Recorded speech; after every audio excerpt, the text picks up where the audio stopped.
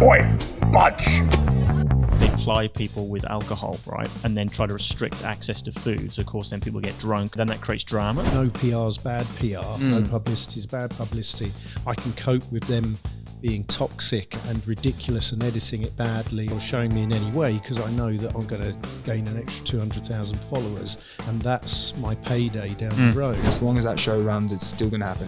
There has to be a devil and an angel. You know, you sit there and have a 2-hour conversation and you're seeing 30 seconds of it, and that 30 seconds I might slip up or I might say something stupid. All of a sudden I'm having an argument. In this episode of Budge, How to Fudge Being Human, the reality of reality TV, we're joined by Mitch Eynard, a former Married at First Sight contestant, to talk about how fake are shows like Married at First Sight.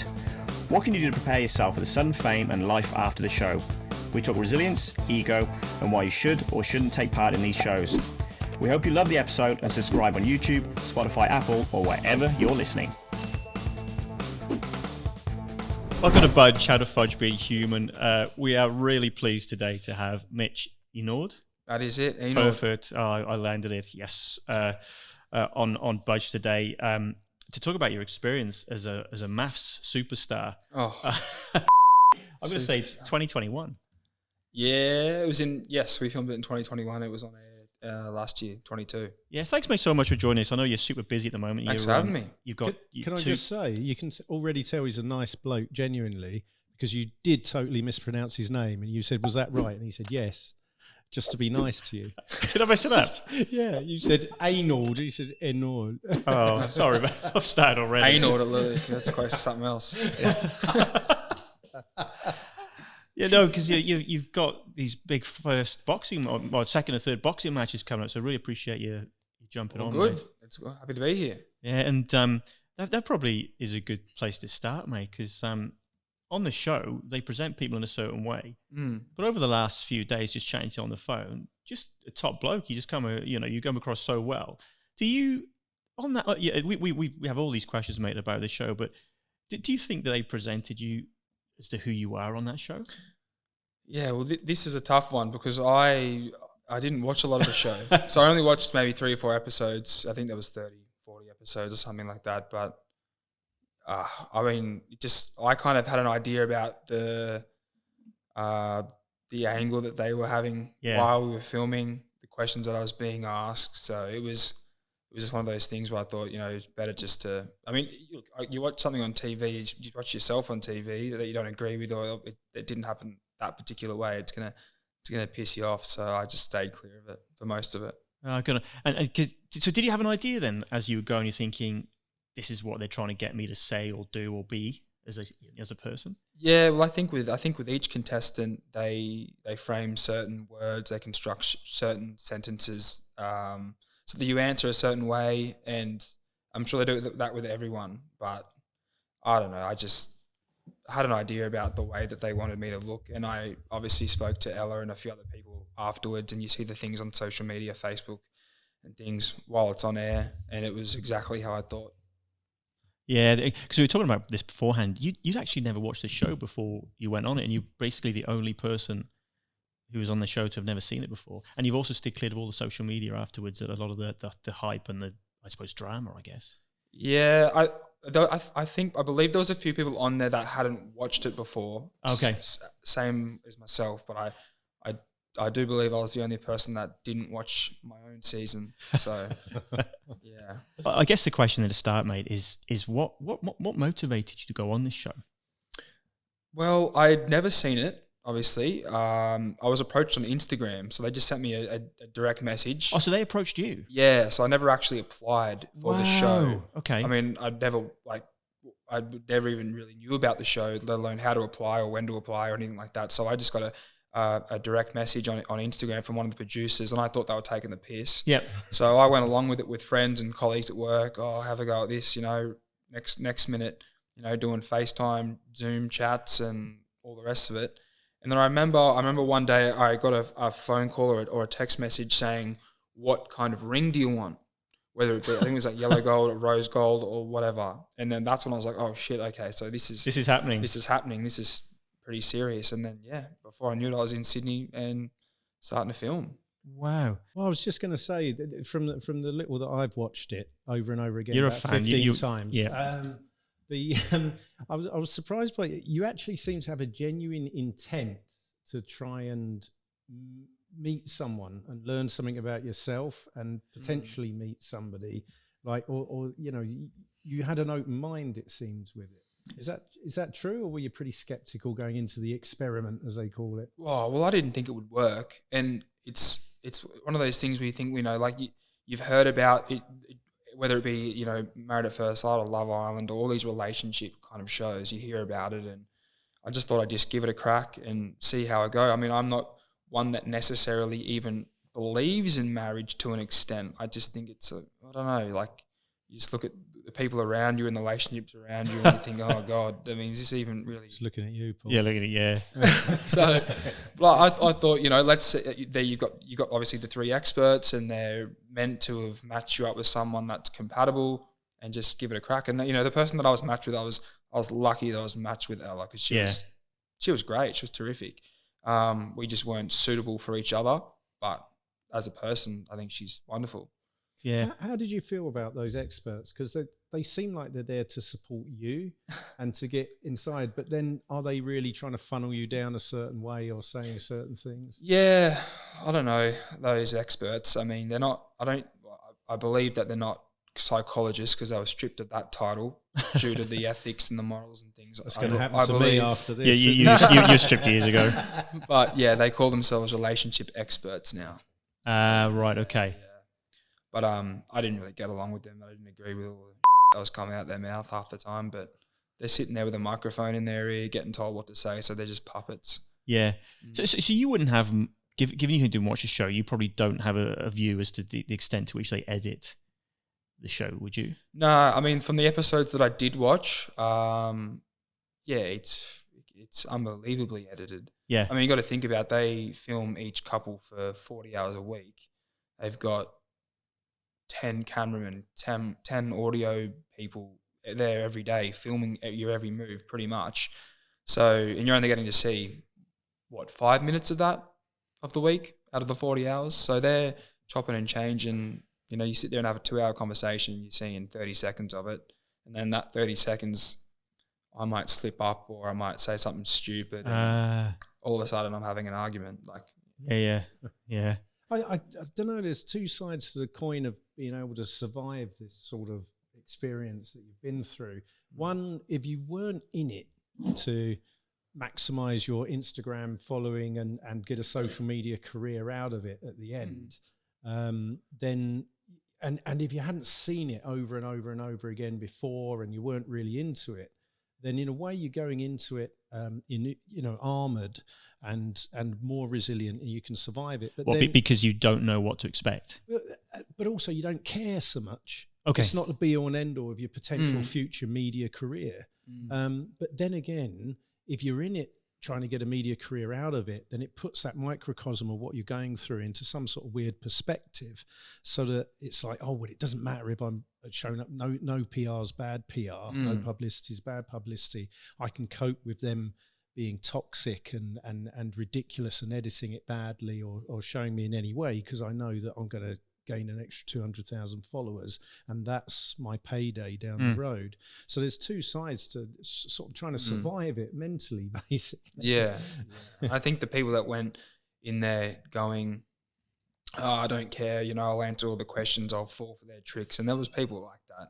They end up getting, they get a good view because they're the ones that the producers like, and ultimately the producers are doing the editing. And so from what I've heard and from what I've seen, if you're playing up a bit and you're doing what the producers want you to do, then you'll come out all right. But how did it affect you? Was it water off a duck's back, or did you feel a bit down after it, or it's just, well, it's an experience, I went in it because it just carried its own momentum? That stuff just doesn't affect me. It never has. Like, at the end of the day, people are very naive, people are very shallow. They'll see something on social media and have a go at you. It'll last 5 minutes. Next week, they're on to the next. So it doesn't really matter. There was a lot of people that had to seek help and going through an extremely rough time throughout not just the filming, but the airing on TV. and their mental health was suffering. But if you just don't give a this is and you see it for what it is, like it's a garbage reality TV show. that's the. Do we catch that bit? Who gives a? You know what I mean? Like, I mean, some of the articles that were written about me were garbage. Yep. But the next week they're written about someone else, and someone forgets, and now there's a new season on, and no one remembers what the hell happened. Well, I don't know. It's easy to say that, but it actually requires quite a bit of mental toughness. I'm listening to this thinking exactly the same, that your level of resilience is fascinating. That you hear about people that are suing these TV shows because the impacts on their mental health and the way they feel they're taken advantage of. You have such a different perspective probably compared to everyone that does speak in the media on this, in that there's a resilience with you that I'd love to understand, actually. You know, you haven't been affected by this. Yeah, I mean, look, when you sign up to go on a reality TV show, you got to do your research, and I obviously did my research, and I looked at all the other previous seasons and the they went through and the things that they say, and it's like, if you're going to sign up and do this and give them the tick and the nod and say, all right, let's go, then you got to be prepared for the backlash. And I was, and I thought, you know, like a guy like me, I'm probably going to cop it, you know, but I was like, at the end of the day, I did it for an experience. I didn't do it because I wanted to get married. I didn't do it because I wanted to get famous. I didn't do it because of the followers or all that, any of that shit. I did it just purely for the experience. Yeah. That was it. How many people on this earth are able to go on to the biggest TV show in Australia? Yep. Like, and this is like, they get like the amount of people that watch this show, it's like watching the grand final every night. Yeah. Like, it's just huge. It's a freaking cult. Yep. So, and I got asked to go on Love Island when I was like 21 and 22. I said, nah, because that's even worse. You know, if I'm going to do it, I'm going to go big. Do you know what I mean? Yeah. So I got this opportunity and I thought, yeah, why not? Yeah, good on you. Let's do it. I was looking into why. I thought you said you were looking into going on Love Island. So I thought we would have to have some You'd sort be of perfect. I was looking into mode. but no, I was just too. This is Budge. We I would have been too smokeless. dominant. Just smashed it. Is that what you're doing? I got no idea. Anyway. You smash it. You smash things, yeah. Oh, multiple things at once. He's interested now. But I was looking into why reality TV's become so much more popular, you know, since the early Big Brother, and I think there was some Dutch stuff before that. I think it's the Dutch that created Big Brother, actually. Yeah. And Endemol. But and it seems that people love it because of a degree of empathy. They love feeling empathetic for the people in it and feeling like they know them, and living vicariously. Like, I'd love to go off and suddenly get married and not be with this one I'm with someone brand new, and you know, but this way I can watch it, experience it, and not have any of the risk or the comeback. But it seems to have increased as people having fewer and fewer real social networks and friends and communities and people they're hanging out with physically and in reality. They actually turn to reality TV to fill that void in their life. Really? Of of hanging out with real people and living through your weird experiences. They're just living vicariously through exactly through the television. Yeah. So, I mean, I actually looked up psychological profiles of people that appear on exactly these sort of programs. And I thought I'd share them with you so that you can tell me if it ticks the box. Of your fellow contestants. You don't have to name them. Not your fellow, of you. Oh, I see. Sorry. All right. Here we go. So psychologists suggest that participants usually exhibit very similar traits: hedonism, grandiosity, and arrogance / egotism. Does that describe you perfectly? I'll be honest, the first two, I'm not sure what you meant there. But, Excellent. but egotism and arrogance, definitely not. No. Hedonism means you just do things for the sheer bloody hell of it and personal pleasure, which isn't necessarily a bad thing. No, it's not at all. And grandiosity means you think you're better than everyone else. No, most certainly not. No. I like to think that I'm fairly humble when it comes to that kind of thing. I mean, and the hedonism, I do like to do things that are, I guess, outside of the norm, things that are different, and things that a lot of people don't get the opportunity to do. Like, even when I was 8, when I turned 18, I went overseas for 3 months to Europe, and I had 2 days accommodation booked and a one-way ticket. My parents were freaking out just because I just thought this would be cool. Like, I'm young, I've just finished school, why not? few years ago, I went and worked on a cray fishing boat up at the top of Australia. Whoa. No service. I was out at sea for like, 6 months. I'd love to do that. That would be like the Coral Sea or somewhere. Yeah, up in the Coral Sea. Earlier, when you said a lot of people do have to sea kelp, I thought you said sea kelp, which is a type of seaweed, which is really appropriate for that. But then it turns out you meant sea kelp. Indeed. I think we're editing that bit out, Daz. No, that's the most profound utterance we've ever done in any of our podcasts. Oh, my word. I genuinely did think you said really? sea kelp. Oh, wow, okay. I was thinking, what's seaweed got to do with it? Oh, no. So I was going to ask you about... we talked about why you wanted to go on the show, and for you it was much more a case of, you know what, I am just going to see what happens, give this a go, and just live it. What did you get out of it then? Did you get out of it what you wanted to get out of it? To be honest, I had no expectations of what I really wanted to get out of it. The last thing I was thinking, I had no idea of, like, looking at it now, like what I would actually do. Yeah. And I guess the magnitude of the show. But to be honest, I didn't really get a whole lot out of it. Like I built some great friendships. Yep. It's opened a few doors for me in terms of, my fighting, things like that, things that I love to do. So I've been able to take that to the next level. But look, I haven't done, like, a lot of the people have gone on radio, they've sold things on Instagram, they're making money through influencing. I haven't done any of that. Yep. None of that. And I went back to work straight away. And that was really it. Got back into my training, and life was back to normal again very, very quickly. Oh, really? Okay. Yeah. Yeah. But have you found with people living vicariously or empathetically or feeling like you've built up some sort of weird friendship because they're watching you and your emotions and whatever you're doing on TV, have you found people just coming up to you saying, like, talking to you by first name as if they know you? And is it really annoying? Yeah. Well, you've got to be nice. I didn't expect, like, as I said, the magnitude of it, how big it really, really was. But yeah, that happens all the time. Not so much anymore. There's like a new season out, and you're kind of old news, I guess. But when it was on air, it was pretty full on. And then for the, let's say 6 months after that, it was pretty insane. Pretty insane. Does it affect so as well as people walking up to you in the street, now that you're moving into boxing, does it affect people's view as you as a boxer in any way? No, because I didn't really have, I was never a boxer. Like, I never had this big boxing name. It was just something that I've done for, 2 or 3, 4 years now. And I've done it pretty consistently. And I never really used to put it on my Instagram, and I still don't really. Yep. So it's not really, they're kind of separate, those two. Yeah. Okay. Yeah. One of the really unique things about your filming, of course, was you were the series that filmed in COVID.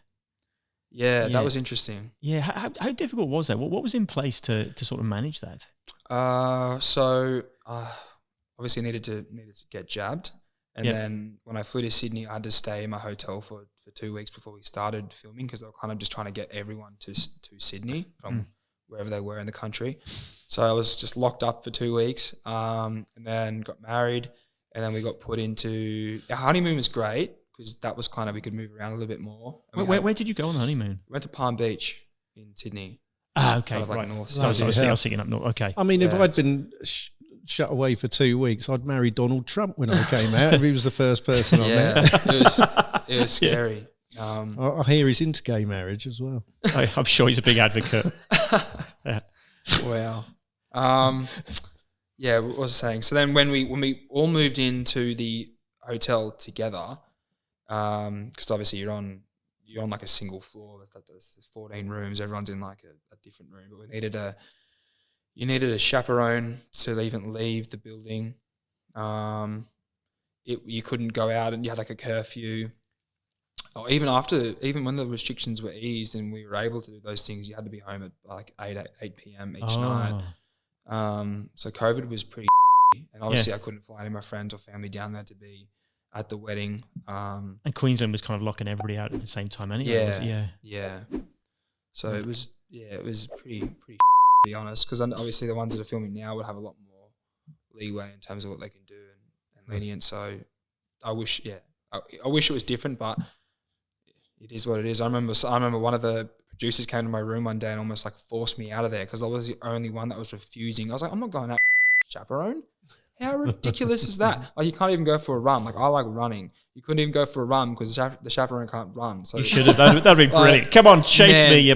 So many times where I was just like, I should just escape out of here, just piss off. Did that actually go through your mind then? Were there times when you thought, right, you know what? I'm gonna climb out this window. I'm gonna go. Come on, chaperone, let's go for a run, and then you just sprint like. So many times.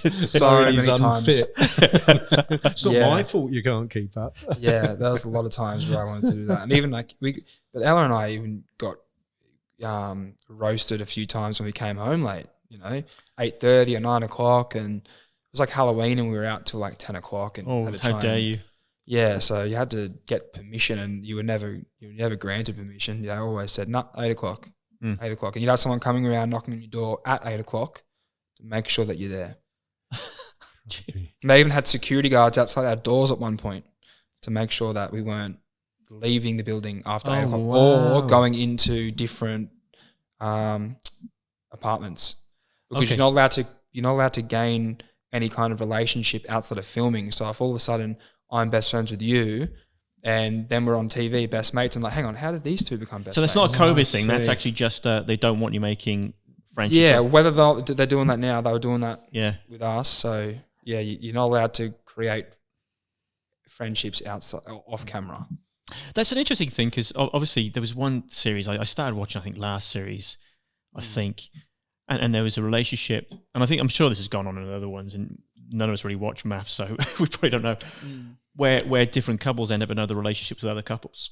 Oh, they do a swap. Yeah, is that something that's given what you just said about not being able to move around, I'd always had this view that they sort of fake the fact that they tried to actually facilitate some of that just to create the drama. Yeah, like I wasn't involved in any of that. But Daniel, and I've spoken to Daniel a few times, he said that they definitely do try and facilitate it. Yeah. Like if you're a producer and I come to you and I say, I fancy that girl or whatever, or start asking questions about the other participant, they will definitely push for that. But I didn't experience any of that, so it's difficult to kind of say. But I've heard that they do because they love that. It's like that's ratings, that's drama, that's entertainment. So they'll definitely push for it, I'm sure, if the opportunity's there. So we put out to the group that we have on Facebook for the podcast, and some of the questions they came back with. We cannot not ask you about what's going on with Ella. Everyone wants to kind of know if you guys stayed in touch and if there was any sort of friendship after MAFS. Yeah, during the airing there was kind of it was a bit stale. We weren't really talking. Yeah. There's a bit of shit that went down after when it was on air. But now in the last few months, we've like rekindled a friendship and we chat, sporadically, I guess. And look, I'm sure we'll catch up when I'm in Melbourne, which will be in April. So that's for your fight? Yeah. Or she'll be on the Gold Coast at some point, I'm sure. But she's cool. Yeah, we're on good terms and we're speaking and we send photos to each other and we just chat like normal friends would. So yeah, it's all good now. So what's the longest steady relationship you've had? Oh, I had a relationship in school that was about 6 or 7 years. Oh wow! Yeah, no way. I'm not sure if I even said that on the MAFS thing. That's incredible. They tried to paint you as, I think the quote was, he's never spent more than 2 nights or days or something with the same person. Yeah. They tried to paint you as something very different to that. Yeah, and that's kind of true because I started dating, her name was Sophie, when I was 13, towards 14, and we kind of broke up about 20. We were on and off for like the last couple of years, but because we were so young, it's not like we were living together or anything like that. That's definitely my longest relationship. But even when I have had relationships or seeing people, it's not like we spend a lot of nights together. I don't know. It's just not really my thing consecutively. And I'm always, I don't know. Because they painted you in that manner, do you think that put pressure on Ella in this case, but in general, other people since MAFS that thinking, oh God, he's such a perfectionist. Oh, I've got to either give up quick or try really hard. Do you think it's changed people's behaviour with you? And is that a bad thing? No, I don't think so. I mean, Ella knew me for more than that anyway, because she knew the stuff that didn't get put on TV, and so I think, I don't know. I think that was fine. I sort of ended up marrying my childhood sort of girlfriend, right, from 14, 15 or whatever. Wow. For 7 years. Oh, they're not together. Oh, right. Okay. Not now. You're not. Okay. No. Well, but when we did break go. up, and let's take your 7 years. I didn't know how to talk to girls. It was and I went to an all boys school, which wouldn't have helped. You knew how to talk to boys, so you're fine. I was brilliant at talking to boys. So now that's for both teams. But did you find that was tough, the transition afterwards? You said you had a couple of breakups, but yeah, I mean that was 7 years ago now. Look, it was. I don't really remember, to be honest. It was kind of that phase where I was starting to go out. I was starting to go to the nightclubs. I was starting to go to the parties and things. 19, 20. So I don't know. I found it all right. I guess it was kind of fine. I wasn't playing footy or boxing or anything at that point, so I was kind of just going to the gym and. Life was easy. I was working like a casual job. I wasn't. Yeah. So I don't know. I guess meeting girls out was okay. I mean, I wasn't doing the whole Instagram thing. I didn't have any of the dating apps or anything like that.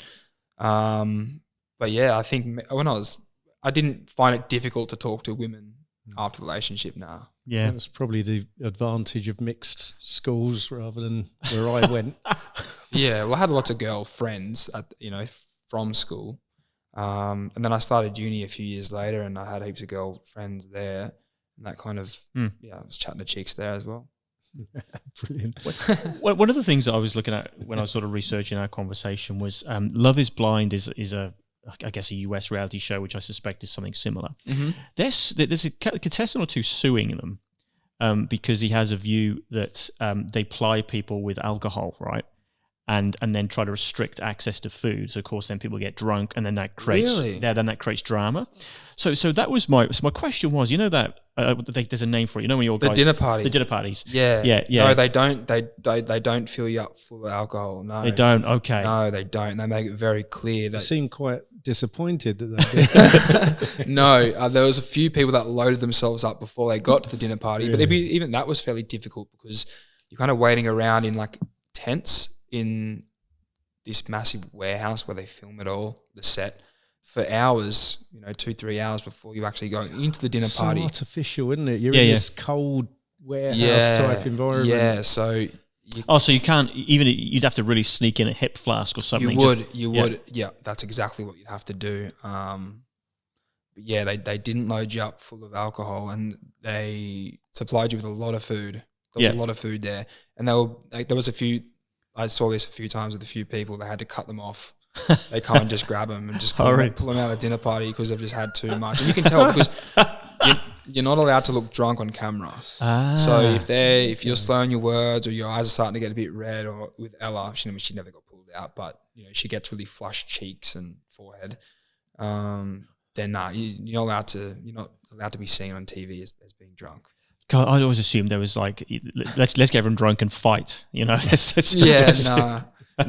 the one night that they let us go hard was the boys' night.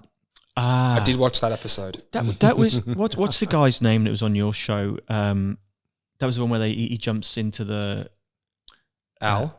That was it in his undies. Oh yeah, the pond. Yes, yeah. So that was the night you really got on the beers. No. That the boys' night was when it's kind of towards the end, and they send everyone back. All the people that had left the show, they send them back. Yeah, and that was, I was just drinking like a fish that night.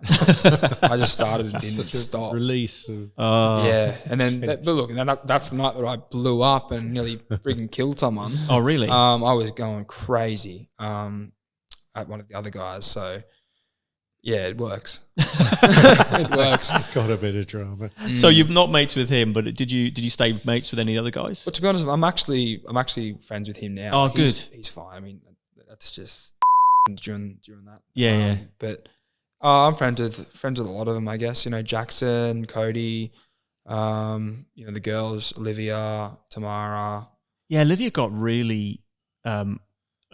you know, she was painted as the villain in that series, wasn't she? It got to the point where I actually really felt for her that this could seriously impact her personally and mental health. And I think she even spoke about that afterwards, that, you know, when she saw how she was being presented and the level of editing, you know, some of the things that she said, like, I didn't say that in that context. You know, it was, I felt there was some ethical issues around how she was treated, and you know, it sort of formed a view. It's probably why I've not watched it since that series.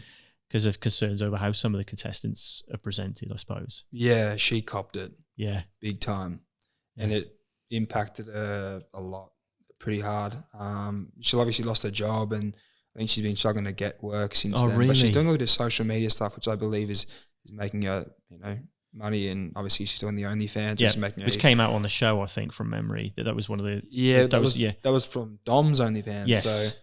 but yeah, look, she, like, during the filming, like, her and Jackson were completely perfect. There's nothing wrong with that relationship whatsoever. But they just made it look like it was a nightmare. And got a story arc, haven't they? They've got the villain and 100%. There's nothing wrong with Olivia. She's not a psychopath or whatever the hell. No, that's what I think came out afterwards, and sort of it's really, really unfortunate. And I think now she's starting to get, you know, like on her social media, she's starting to be portrayed as, you know, everyone's starting to understand, oh wow, okay, Olivia's actually a nice person. Yeah, decent, she's a decent human being. So which is good. Good. But I mean, that happens every year, and as long as that show runs, it's still gonna happen every year. It's gonna make, there has to be a devil and an angel. So Is there any element of providing sort of mental health support, that sort of access to those sort of services with these shows? Yeah, they've got a psychologist, I believe it's 24/7 on the show while you're filming, and you can go and chat to her at any time. I believe, and I don't know if this is true or not, but the one that we had, I believe, quit. This is too intense. Yeah, afterwards, I forget who the fuck told me that now.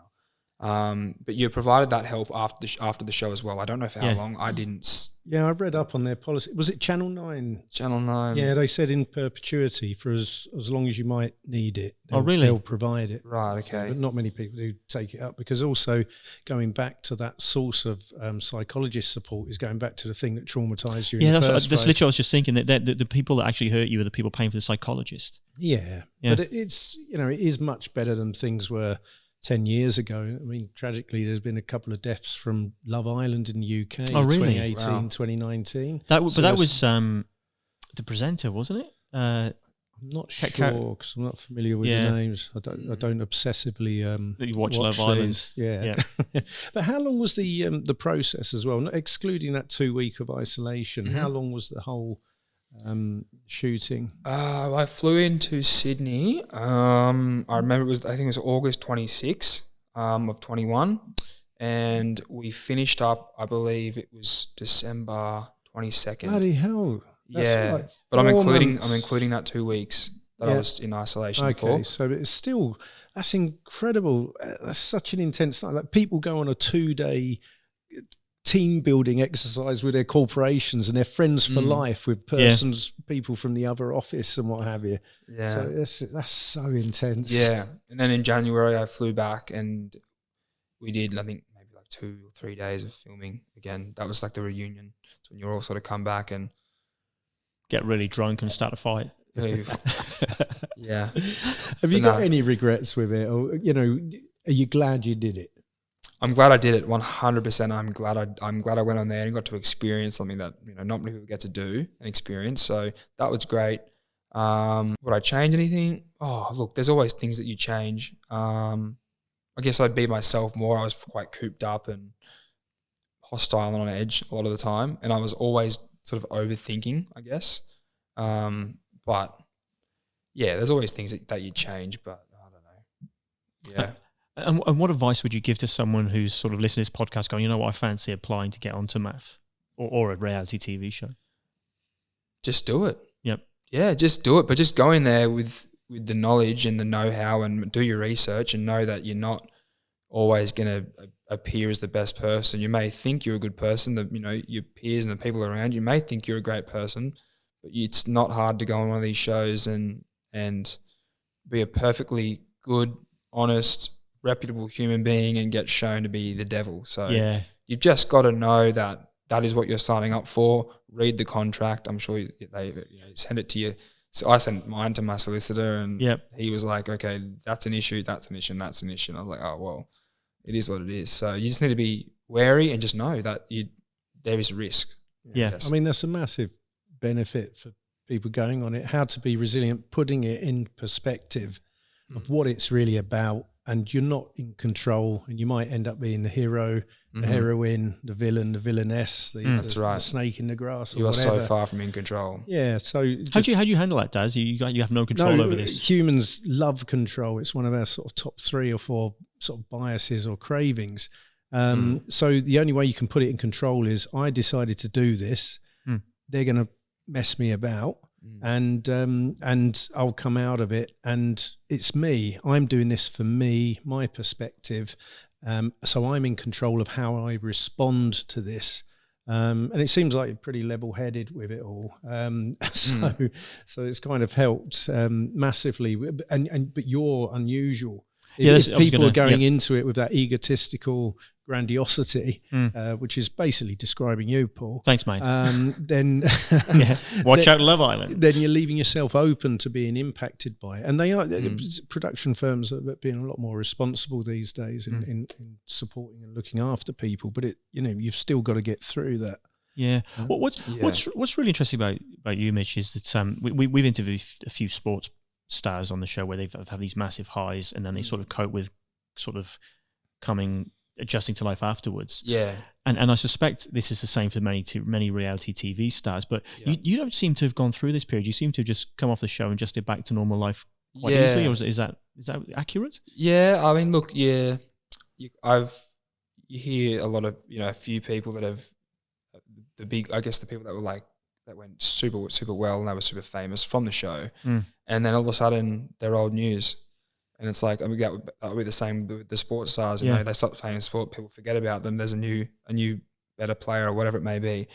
So, but with me, and I think what was different for me is when, as soon as I came back from filming, bang, the next day I was at work again. Literally the next day. The very next day. I think I may have even worked before I went back to the reunion. I can't remember, but I was back at work. I was back at training. I wasn't trying to do the setup photo shoots with the paparazzi. I wasn't trying to make money on podcasts. I wasn't trying to do any of that shit. We definitely try not to make money on podcasts. Oh yeah, like that's just like it's going well in that respect. It's brilliant. You're told not to do podcasts, or not to do radio unless it's through Channel 9 or TV. Unless it's through Channel 9. Is that contractual? Yeah. Okay. Yeah. So, but how long does that last? Okay. That lasts, just in case. I believe, until 2 weeks after the reunion. I don't know. I think it's a year and 2 weeks past the last episode. Wow. So it'll be 2 weeks past the last episode of this season. Yeah. Wow. But I've heard that technically the contract goes forever. God. There's things that we haven't been sued yet, so that'd be interesting. Yeah. But I totally get that come down. If you're not looking for it, it's not such like we've spoken at conferences, so similar experience. You've spoken to thousands of people, but it is. Oh, in my case, tens of people.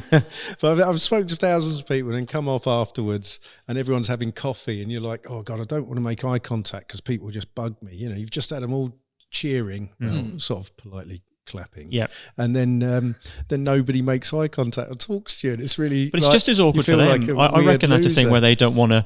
That awkwardness of them wanting to go and speak to the bloke. When you go to the urinal, then suddenly everyone's really chatty. It's really weird. Have you found that? You got your old fella just hanging there, 2 hands in front of you. What you were just saying about behavioural psychology, Darren. So. In terms of the future then, mate, would you... Not so much of the old fellow, but I did like how he used 2 hands. He did, I know, that was. I felt very, very inadequate at that point. No, well, you got to, if there's 3 men all standing next to you and you're the only one with 2 hands like this. They're not going to talk to you. Well, I might just have a peek over. It's like, what the... how's that for intimidation? Oh, God. All right, we've gone there already. Brilliant. Would you? You mentioned Love Island. Have you thought? Are you going to do any more of these shows? Oh, I wouldn't do any more relationship shows. No, Yeah. I think the SAS or like Survival would probably be up my alley. But look, I'm not going to venture out and apply. Or You'd go well on SAS. That'd be awesome. That'd be cool. Yeah, that would be interesting. But they need something for you to break down about when they interview you, and you've got to. Yeah. I don't get the sense you'll break down about anything. It's there's that bit, isn't there, where he's like, trying to talk to you, and you're like, because I did this. Yeah, I'm good, mate. Yeah, I don't know. I did break down once. Everyone's got something. I'm Married at First Sight. I did break down once. What was that? Oh, I was at the bloody commitment ceremony, and I was over it. I was just so over it, and I just wanted to get out of there. But like, there was a few times where I was just like, let's take this relationship to the outside and just be done with this. Did you think that? Like, come on, Ella, let's just do that. Yeah, okay. You cannot do that. Whoa. They will. Yeah, not a chance. Yeah. And Survivor would be the other one for you, surely. Yeah, that'd be cool. I've never actually watched Survivor, but I've seen like snippets on just the fitness Facebook endurance tests and all that stuff. Yeah, I don't know the logistics of it, but it looks cool from the brief things that I've seen. So I'd give that a crack. But I'm not in any hurry to get any of that. That's not on the horizon in the future for me. Yeah. Like in terms of what I want to achieve and do, most definitely not. So what is, mate? Is it the boxing or is it something else? No, the boxing's great, and I will do that this year, and I'll see how I go. But I want to I guess I just want to just earn more money. I want to go further in my career. I'm working for a financial planning company at the moment, and I've obviously want to try and move up the ranks and earn more money. I want to buy a property this year as well. So there's a few things that I guess I want to do this year to tick off. But yeah, definitely not going on another reality show for the moment anyway. Yeah. Go on then. You've got a question for him? Yeah. Look, before we wrap up, mate, I guess it's fascinating. Like I said to you at the start of the show, I've spoken a few times on the phone the last few days, and just having you here tonight and come around the house. Mate, you come across as such a humble, great bloke, and it's fascinating how you haven't watched much of the show. That's not how they presented you, and it's been really interesting meeting you in real life. You've never said that to me ever. Anything like you're that. That's right. Fair enough. Can we say we can all be have there you all got wanker that beep? That's sometimes? the beep, yeah. I didn't use it. We bought this new thing, Mitch, which has these which has amused us far too much. Yes. I've heard those noises a few times. Darren at the urinals usually in his head. Oh God. Maybe before we wrap up, we have that sort of question we ask all of our guests on the podcast. You're right there. Shall I do the tumbleweed side? Yeah. Do the tumbleweed one. Hang on. Oh no, it's not tumbleweeds. It's crickets. When you've told a That's joke. your jokes, yeah. And I turn it off, and there's fake laugh, all sorts.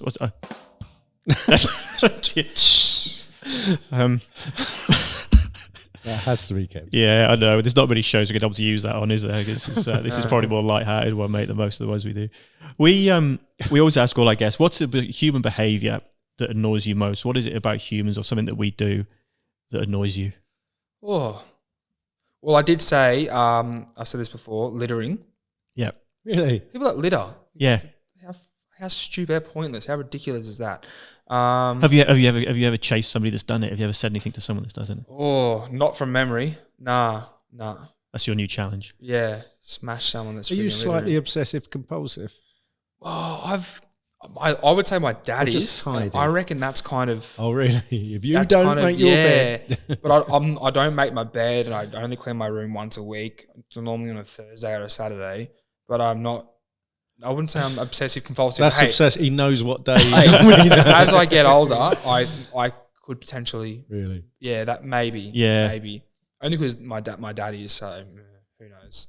And the other one, another behavioural thing that I don't like is when you allow someone to walk across the crossing and they don't acknowledge it. Oh, That me. In Britain, I just everyone feel- has to say hello or sorry Yes. as they walk across. They're just It's on the their law. phone, and you're letting them pass by, and they're on their phone or their. Yeah, don't even say. I was at just feel Coles. like- I was at Coles yesterday. This is a true story, and I went to stop, and the car Coles, there the stopped supermarket for our US viewers. So for our US and British viewers, it's like Tesco's or Walmart, I guess. We about 25% or even 30% of our listeners come from the US, believe it or not. But they're all, what's MAFS? That was my Mary. We've also we did this whole down thing. To 15%. I know we did that. this whole thing where we talked about American inequality, and Darren got absolutely smashed online for it. So I probably shouldn't take the mick out of Americans. That's because I was quoting somebody else's data. Yes, rather than my own statement. But anyway, you're in no, Coles. I was in Coles yesterday, and I'm at the zebra crossing from the car park into the shops, and one car stopped for me there, and one car stopped for me there, and I'm on this side with Kit, and there's a guy on the other side who works there, and he just walks out without acknowledging anyone on his phone, looking down there, and literally just keeps walking about to walk into us, and I'm just like, mate, he's like, ah! And jumps, but it's like I was actually annoyed for the two drivers that waited. that did wait for him, and he didn't wave to. Yeah, pain in the ass. Yeah, totally. Oh, that's the worst anecdote ever. That's one human behavioural thing. Like we were all sitting there waiting for a massive punchline. It was just annoying bloke across the road. Yeah. Well, there you go. Yeah. Here's a question. So if there's a car lined up here and here, and you're crossing the road, do you acknowledge both of them or just one closest? Or? Oh, so you have to do that and that. Oh, well, do you go? Okay, and then you keep walking. That's actually, I don't know the answer. Yeah, to that. I'd do that. You'd do have to, that? wouldn't you? Definitely, yeah. Do you do that? Hopefully I'm not carrying... Depends on the day, but it's at least one. I don't know what's going on with that light. Yeah. It's at least one, sometimes two. Yeah. Feeling generous that day. But if you have to do it every single time, and it does give me someone doesn't do that. You're going to be watched now as well, because people listen to this podcast and they'll be like, oh, there's Mitch from MAFS. Is he going to wave when they stop for you? Yeah. Yeah. It's overheating, I reckon. Yeah, I think it's overheating our lights. It's like we were doing it in a nightclub with a strobe light. Notice I called it a nightclub, not my age, a disco. Yeah, well Disco. done. Congratulations on Disco. that. Yeah, that's what they Like were a called. school disco. Yeah, that was what they called it in his day. Says me, who's like 4 years younger than you. I got that in, by the way. Yeah. Mate, thank you so much for coming on the show. It's been an absolute pleasure chatting to you. We really appreciate your time, particularly given everything you've got coming in the next week. Good luck in the fight. Hope Thank you. kick his well, don't kick his that's not allowed. Punch. No, you can't kick in that. No. Kick in the His you can bottom. punch in the face. Yeah, punch him in the face. You can't Yeah. punch in the bottom either. Just bend What? him What's over the and point start of it throwing then? punches. No. Have you ever seen a boxing match, Daz? I think it's something homoerotic I was watching. Yeah. You weren't watching boxing. I was a boxer, mate. You've been, Those fists were going somewhere else, Chad. been on the wrong channels again, Daz. Oh. Thanks, mate. Thanks for having me, boys. Appreciate it. Yeah, we seriously appreciate you coming on, and seriously, good luck with everything you do in the future. Thank you. Thank you. If you've enjoyed listening to this, please subscribe on YouTube. Seek help. Seek help, yes. Please, yeah. Please subscribe, hit the subscribe button. You can also connect with us in our Facebook group and on LinkedIn and, of course, TikTok. We're out every Tuesday morning, 7 a.m. Australian Eastern Standard Time, so make sure you go and watch our last episode or check us out on Tuesday next week at 7 a.m. Thank you, gents, and thanks again, Mitch. Great to have you here. Thank you. Thanks, boys. Been a blast. Oi, Budge!